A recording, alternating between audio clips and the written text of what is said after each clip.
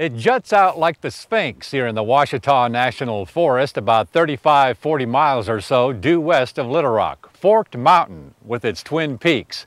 And on this week's show, we'll take you on up to the summit. We'll also explore Wapanocca National Wildlife Refuge near Memphis, and then do a little mountain biking at Devil's Den State Park in northwest Arkansas, and then close it all out by hiking along the North Sylamore Creek backpacking trail at Blanchard Springs. So now, let's head on up the mountain.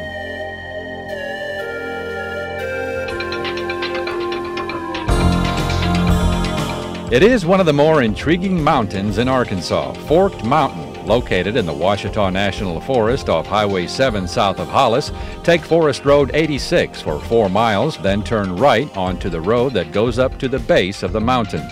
Joining us for the climb are Jeff Pickett and Eddie Culpepper of Hot Springs Village, who are frequent climbers of this mountain.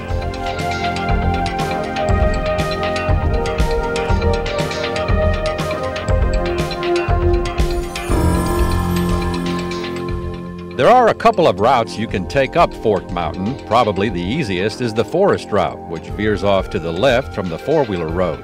Then there's the boulder field route, which goes off to the right. But if you're really lacking sense and just want a challenge, then take the middle route and go straight up, like we wound up doing.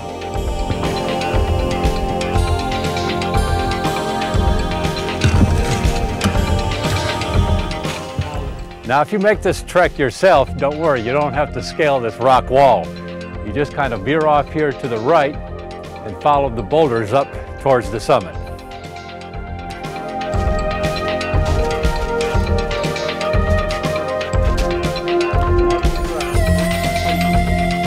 Now, at this point, you have an option. You can go through what's called the chimney, kind of a little shortcut, and then you can go around it, whichever way you want to do it. We opted to go through the chimney area.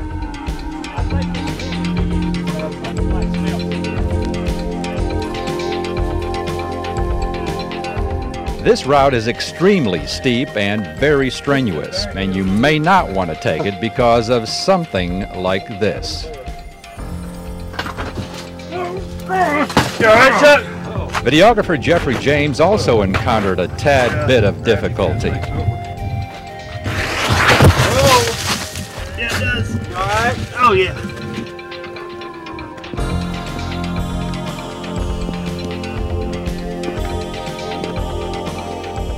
Finally, after about 2 hours, we reached the lower Fork summit.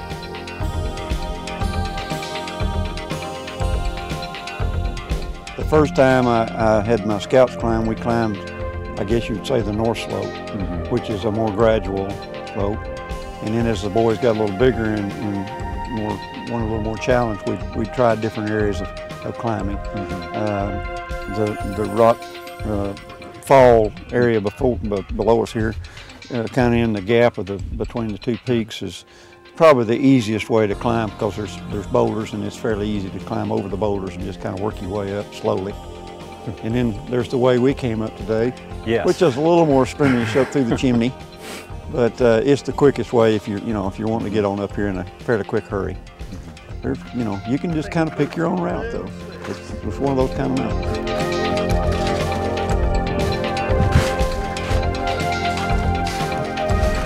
Well, the first time I come up here, Eddie brought me up here. I moved back to Arkansas, I guess, in about 2001. And I'd seen this mountain coming down Highway 7. You can see it when you come down Rocky Crossing up there. And I'd seen it setting out here, and it was an odd-shaped mountain, setting out here in the flat-side wilderness. So we come up here, I guess about 5 years ago, and hiked up to it. And I like it. It's unique. It's a unique place to come to. It, like Eddie said, it just kind of springs up out of this flat land around here. It's sitting in the South Foose River Valley, and it's really prominent out here. Well, you seen when you drove in. You come around the corner, and here it is. And it's pretty easy to climb if you don't come up the way we come up. There's other ways to come up, but it's a good place to come to. You can get up here and there's a lot of solitude. You don't see many people on this mountain up here. Every time I've come up here, I don't think we've seen anybody.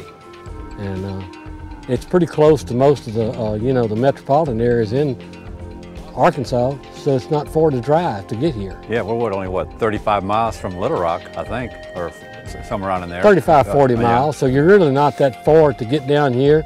You can spend a day down here. There's a couple other spots you can go to here. You can go down to Cedar Creek, there's a nice waterfall there, and there's another place, I call it Bear Cave, other people call it different things. It's a nice overhang there, it's got a little campground there, you can camp. It's just a nice day trip to come here. Scenery, well, there's no words to describe it. There's really not. What is unique about it, I think, is it's standing out here by itself so much that you can really see forever, seems like here. You can see back to the west up the South Fuchs River Valley, and you can see that way on a clear day almost to Little Rock. I mean, you can, it's a neat place to come to. The other thing you can do here is we're not far. If you look over to my right, of course you can't see it on camera, but that's Winona Scenic Drive, so it's a nice scenic drive you can drive to.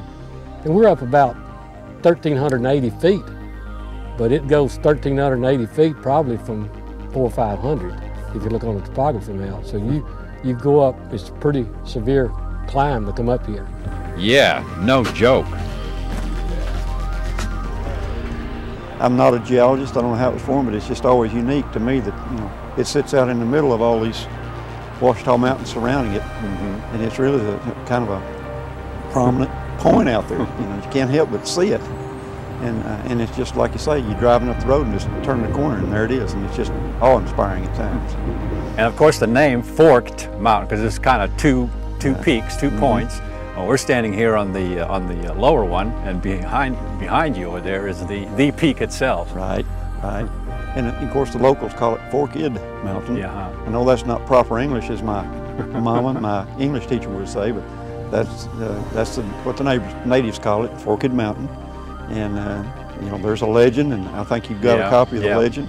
And it's kind of an interesting story, and it's a unique peak. It really is.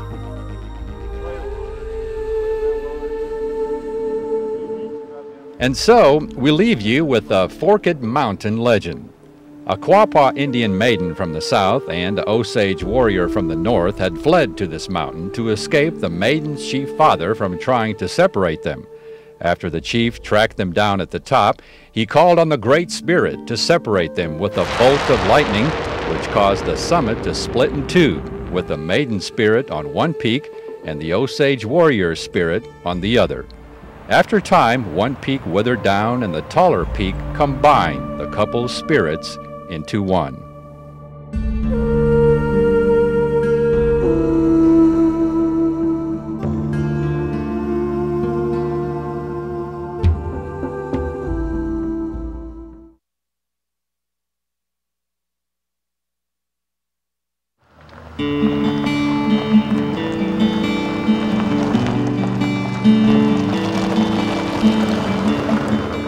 Being strategically located along the Mississippi Flyway 20 miles northwest of Memphis, Wapanocca National Wildlife Refuge is a prime wintering area for migratory waterfowl.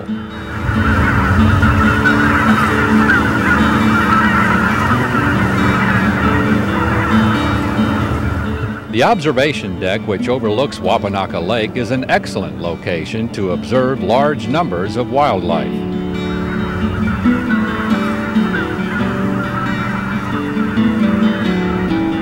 Another good way to see wildlife here is to get on the water itself, such as we did with Refuge manager Bill Peterson.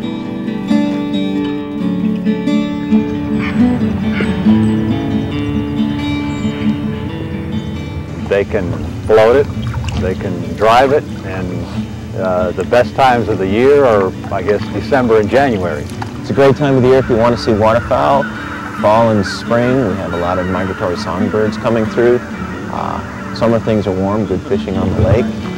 Great opportunity to see other wildlife. Now, you have there's a launching ramp, but people can, of course, have their own canoe, their own kayak, or whatever. Sure, we have two locations. We have a larger boat ramp, usually used by anglers along Highway 77, and then just right by the Refuge headquarters, a canoe and kayak launch.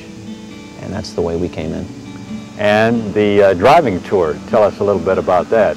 Sure. Driving tour is about 3 miles long. It's a one-way route, accessed beginning at the Refuge headquarters, and it's a great road. So all season accessible for cars, any vehicle. And what can folks see along the way? What kind of, as far as the terrain here and the wildlife too? Yeah, it covers the entire refuge. So they'll see Lake Wapanocca and Oxbow Lake, cypress swamp, bottomland hardwoods, some of our reforestation areas, and also grasslands. So it's a great opportunity to see all the wildlife at Wapanocca. I guess back in the 1800s, there's quite a history about this. Used to be a magnificent hunting club here. It was. Nash Buckingham, famous writer, was a member, and they sold the property to the Fish and Wildlife Service in the 1960s for a wildlife refuge.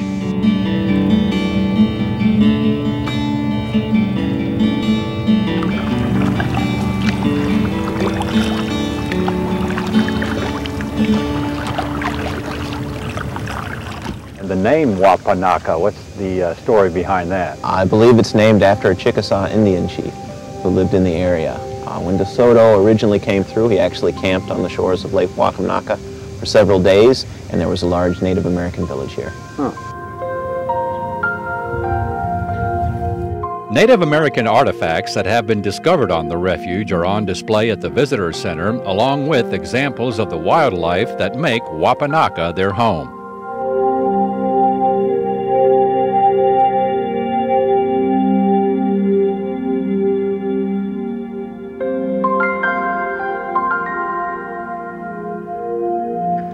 The variety of wildlife that does call Wapanocca home is quite abundant. Best viewing times, of course, are either early in the morning or late afternoon and early evening, when wildlife is most active.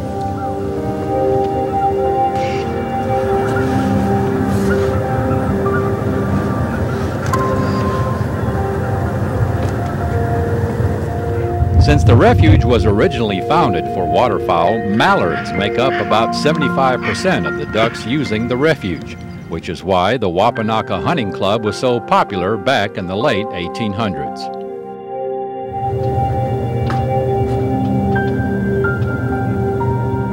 Some of the other feathered friends that can be found here are white-fronted, snow and Canada geese, and wood ducks.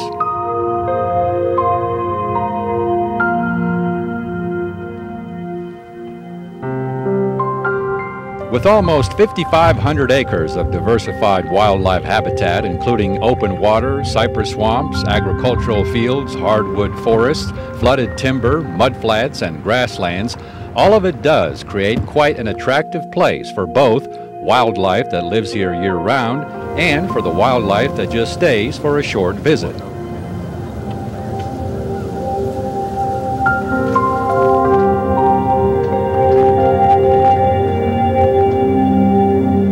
So either by canoe or kayak, car or truck, Wapanocca National Wildlife Refuge is quite the adventure in the heart of the Mississippi River Delta region.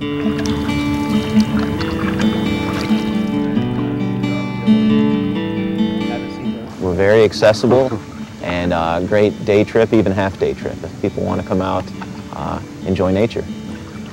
This is kind of a unique, we're about, what, 4 miles actually from the Mississippi? Yes.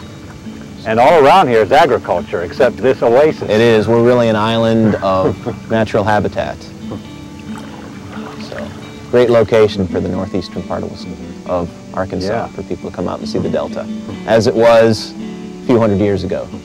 You're right. This is actually what it looked like all around here before agriculture really became big in this area. Yeah, there have been a lot of changes, and because the topography were so low, it was difficult to drain, and the valuable waterfowl habitat, we're still in good shape.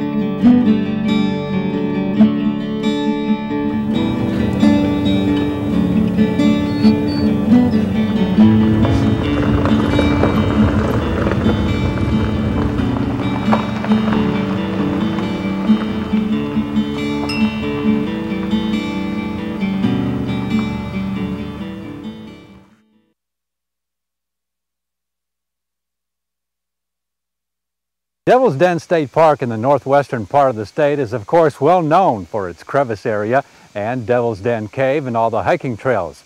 But not too many folks may be aware that there's a great mountain biking trail here. And joining us today is Rob Potts with Lewis and Clark Outfitters, and we're going to do it to it, shall we?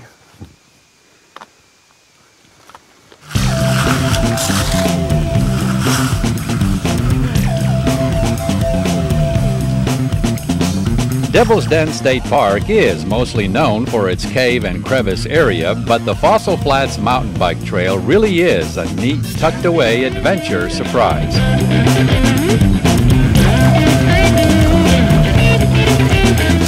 It's a great trail. This is actually, we wouldn't have much mountain biking in northwest Arkansas if it weren't for the Devil's Den trails, this Fossil Flats Trail, and Tim Scott, who got this trail started, and the staff at Devil's Den. 20 years ago. I think about 20 years ago. One of the first in the state. It is, and certainly the first in northwest Arkansas.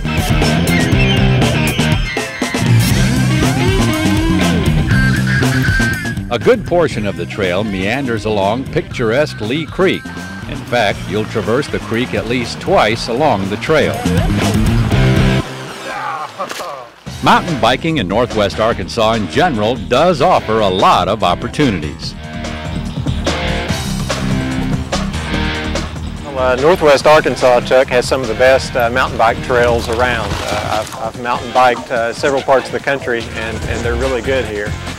If you start in the south, one of the newest trails, or the newest trail, is Lake Lincoln, which is just north of Lincoln, Arkansas.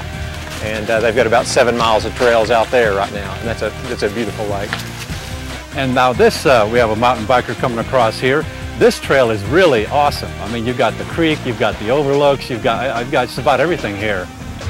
Oh, it is. It's a great trail. There's the one we just did. You've got 3 options. You can do a 3-mile loop, which is pretty easy. You can go a little harder and do a 4-mile loop, and then you can make it go up what they call Racer's Hill, and that'll make it a 5-mile loop. And Racer's Hill is pretty tough.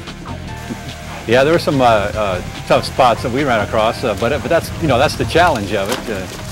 You probably intermediate to more difficult.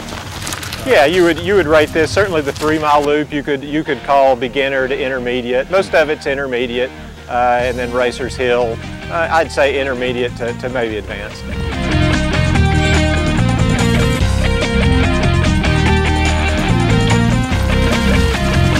So explore some of the most spectacular Ozark mountain scenery in northwest Arkansas here at Devil's Den State Park by way of the Fossil Flats Mountain Bike Trail, and enjoy a different side to this 2,500-acre park.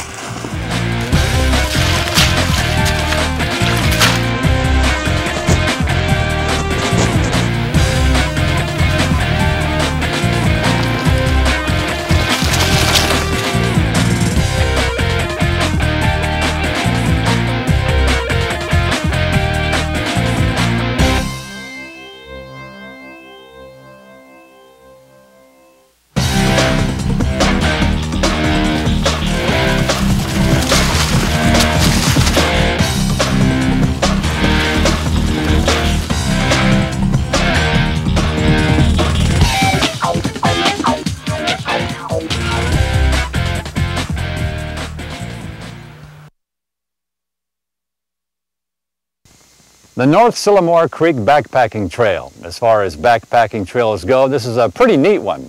Total length is about 15 miles or so. Now we're going to go easy on you. We're not going to go the entire length, but we're going to pick it up in midsection here at the Blanchard Springs Recreation Area. Come along with us.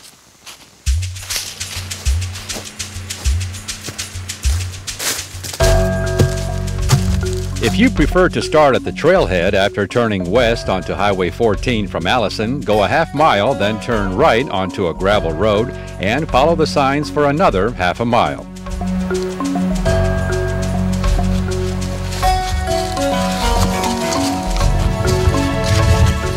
If you do decide to hike the entire 15 miles and make it an overnight excursion, there are 3 excellent camping areas along the route: Blanchard Springs, Gunner Pool, and Barkshed, which was actually an early 20th century forest camp.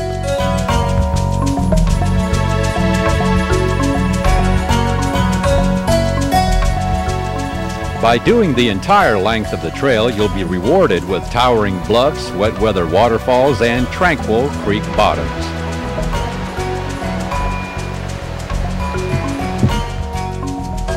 For most of the way, the trail does meander along the waters of North Sylamore Creek. Along this hike, you will also pass by remnants of several old homesteads.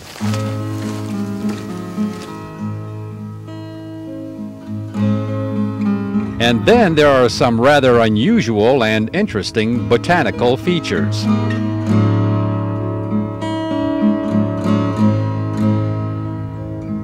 But it's the overlooks that really make this hike worthwhile as you take in all the unspoiled beauty of the creek below, along with the Ozark Hills and hollows.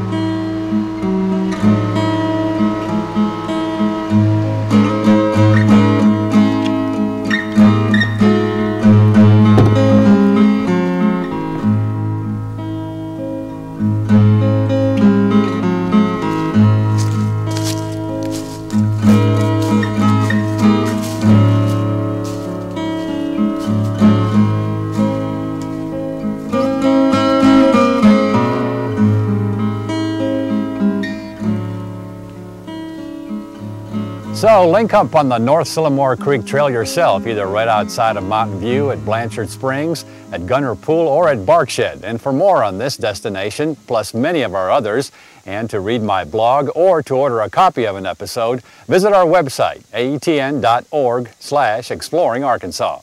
And we'll see you again the next time for another exciting adventure on Exploring Arkansas.